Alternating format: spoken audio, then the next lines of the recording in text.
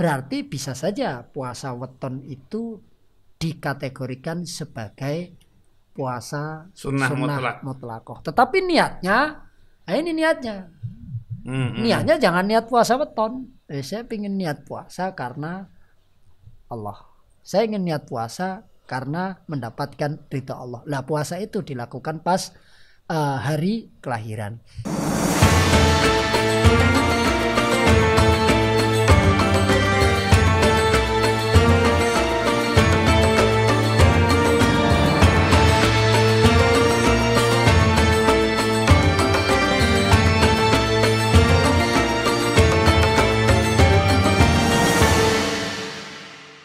Oke Ustaz, kita lanjutkan ke pertanyaan berikutnya. Ini banyak yang bertanya soal puasa weton, Ustaz. Ini karena berhubungan dengan puasa ya. Jadi salah satu yang diamalkan di masyarakat kita itu biasanya orang tua ketika hari lahirnya anak, karena di Indonesia juga ada istilahnya pasaran ya. Rebo manis, Jumat Kliwon gitu. Nah, orang tua ini karena ingin meriadoi anak gitu, kemudian melaksanakan puasa. Yang kemudian masyhur dengan puasa weton gitu. Nah, apakah hal-hal yang semacam ini sudah dikomentari oleh para ulama? Artinya masuk ke batasan sunnah atau bahkan sangat dianjurkan atau makruh atau bahkan haram seperti itu, Ustaz. Fadhil, Ustaz. Ya, gini Gus. Pertama, kalau kita lagi-lagi bicara ini kan tradisi, adat. Ya, nggak usah repot-repot cari dalil. Ada wong Indonesia berarti tidak ada dalilnya. Nah, tapi pertanyaannya apakah kalau yang tidak ada dalilnya itu mesti dilarang? Nah, nanti kita lihat. Apa sih puasa weton, bagaimana cara puasa weton itu. Jadi secara fikih kalau bicara dalil atau aturan syarak tentang puasa weton, puasa yang mengkhususkan diri pada hari kelahiran, itu yang spesifik seperti itu jelas tidak ada. Gitu. Tapi lagi-lagi ini tidak menunjukkan bahwa puasa weton itu dilarang. Nah begini, kalau di dalam fikih itu kan sebenarnya ada puasa untuk puasa yang disebut dengan puasa sunnah mutlak. Sunnah mutlak. Yeah. Artinya memang hukum asal puasa itu mutlak sunnah ya. Yeah. Nah itu puasa yang tidak terikat dengan hari-hari tertentu sebagaimana yang ada di dalam nas hadis, misalkan Senin Kemis ada itu ya. Terus tidak tujuannya hanya pokoknya saya ingin puasa karena mengharap ridha Allah. Itu disunahkan puasa seperti itu, Gus. Itu yang disebut dengan puasa sunnah. Selama nggak dilaksanakan di hari-hari yang diharamkan. Ya, itu tadi tidak yukhalif yang sudah ditentukan oleh nas. Oke. Ya, tidak di hari yang dilarang. Terus kemudian di luar hari-hari yang sudah ada nasnya. Tujuannya untuk mencari ridha Allah itu disebut dengan puasa mutlak dan hukumnya sunnah. Ini yang pertama untuk mengatakan bahwa itu tidak haram.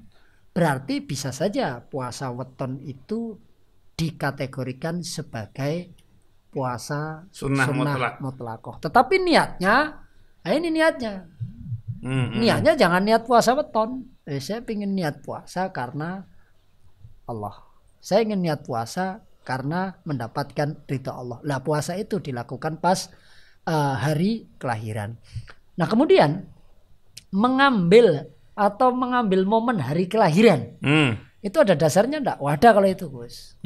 Jadi ada juga puasa yang dianjurkan sebagai wujud syukur kita, Gus. Dalilnya? Puasa Asyura. Dalil tentang puasa Asyura itu kan sebenarnya juga bagian dari rasa syukur Nabi. Saya ambilkan dari satu kitab saja misalkan.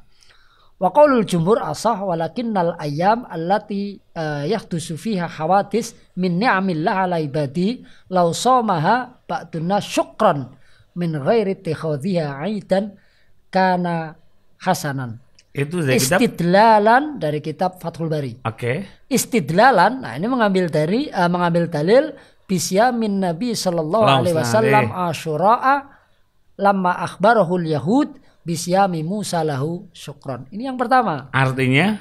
Jadi Nabi itu melakukan puasa Asyura itu ketika mendapatkan kabar dari orang Yahudi bahwa Nabi Musa itu melakukan puasa sebagai wujud syukur beliau. Itu yang pertama. Yang kedua, wa biqaulin Nabi sallallahu alaihi wasallam lamma su'ila an siyami yaumil itsnain. Qal dzalika yauma wulidtu fihi wa unzila alayya fihi.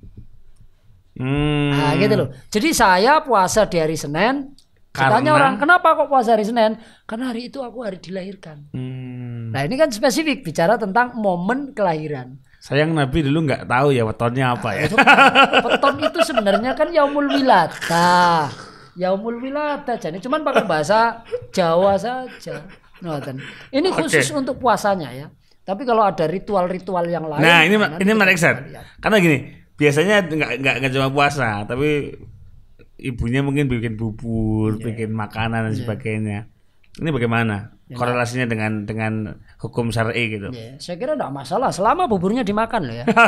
Tapi kalau buburnya dipasang di atas atap sebagai tolak balak dan memunculkan keyakinan bahwa kalau tidak ada bubur ini, kemudian yang puasa itu akan mendapatkan musibah, lah itu tidak boleh. Tapi kalau itu wujud syukur tuh. Puasanya tadi karena syukur, nah buburnya itu juga diniati sebagai wujud syukur dikasihkan ke orang lain. Nah di tradisi kita biasanya memang bubur merah, bubur putih. Nah, itu juga ada makna filosofinya. Merah darahku, putih tulangku gitu. Tapi ada juga tafsirnya. Kalau merah itu sebenarnya bahwa kita itu asal kejadian Gus. Kita berasal dari darah, warnanya merah, darahnya ibu. Nah kemudian putih itu darahnya ayah. Nah kemudian jadilah kita, makanya bubur merah dan putih, bubur abang, bubur putih. Dan itu tidak masalah, tapi lagi-lagi jangan cari dalilnya, mesti tidak ada. Artinya selama itu nggak bertentangan dengan syariat, tidak ada dalil yang melarang, ya nggak boleh dilarang dong, kan begitu. Jadi kesimpulannya hukum puasa itu sunnah, maka bisa dilakukan kapanpun, termasuk ketika hari kelahiran. Sebagai bentuk syukur kita kepada Allah, sebagai bentuk tadi hudusun nikmah di hari itu. Apalagi Nabi secara jelas ya mengatakan bahwa hari Senin saya puasa karena saya dilahirkan. Menarik sekali. Jadi yang mau mengamalkan ini nggak ada masalah. Kuncinya jangan mengatakan Nabi memerintahku untuk puasa weton aja, itu nggak ada dalilnya ya. Terus gini Zat, ini menarik juga. Beberapa orang ini tadi kan antum mengatakan bahwa orang puasa itu tujuannya adalah mencari ridho Allah. Tapi hari-hari ini kita menjumpai nih beberapa orang puasa tujuannya untuk diet. Saya puasa untuk supaya lulus ujian. Saya puasa untuk gitu. Ini kan antara gambling juga gitu. Ya kalau saya begini Gus, puasa yang niatnya selain untuk Allah, ya itu hanya akan mendapat apa yang diniatkan. Wa inna malikul imri'in ala manawa. Saya lebih pakai itu. Al umur bimaqasidiha innamal a'malu binniyat.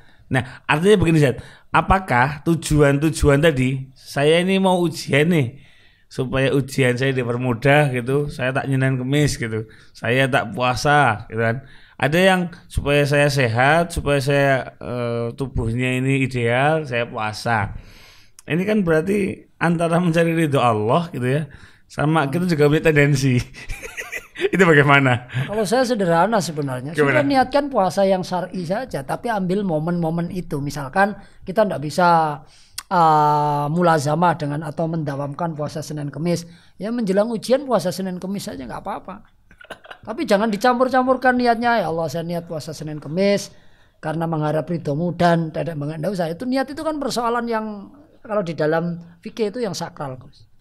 Bahwa nanti ada doa-doa khusus ya Allah dengan wasilah itu tidak masuk dalam niat itu. Itu berarti termasuk tawasul bil a'mali sholihah. Betul. Amal solehnya puasa. Jadi kita amal soleh dulu, kita berbuat baik dulu. Nah, terus kemudian kita berharap dengan amal soleh ini bentuknya puasa tadi, bisa puasa mutlak. Kalau tidak ambil momen Senin Kemis atau apa, ambil puasa mutlak. Nah, dengan wasilah puasa mutlak ini, ya Allah mudahkanlah saya dalam cari jodoh, ujian lulus, naik pangkat. Termasuk nambah jodoh juga. Termasuk. Kalau yang berani. Halo Bu Agus. Artinya dengan tujuan puasa untuk kesehatan pun gak ada masalah. Gak masalah, ya. itu kan baik. Apalagi kalau dengan niat kalau sehat nanti ibadah saya jadi tambah kuat, jadi tambah khusyuk, jadi tambah sregep, jadi amal soleh. Lil wasail hukmul maqasid. Oke. Teman-teman sekalian, luar biasa. Ini sangat gamblang sekali. Jadi dari serangkaian penjelasan ini kita semakin sadar bahwasanya man wasi'a ilmuh qalla ingkaruh.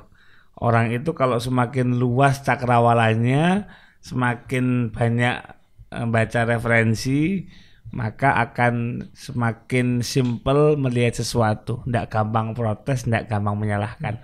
Maka teman-teman sekalian terus membaca, terus belajar, insya Allah dengan demikian kita akan menjadi orang yang lebih bijak dan lebih mudah memahami esensi akan sebuah amalan. Begitu Ustaz? Mungkin demikian, kita berjumpa lagi di podcast berikutnya. Assalamualaikum warahmatullahi wabarakatuh. Waalaikumsalam warahmatullahi wabarakatuh.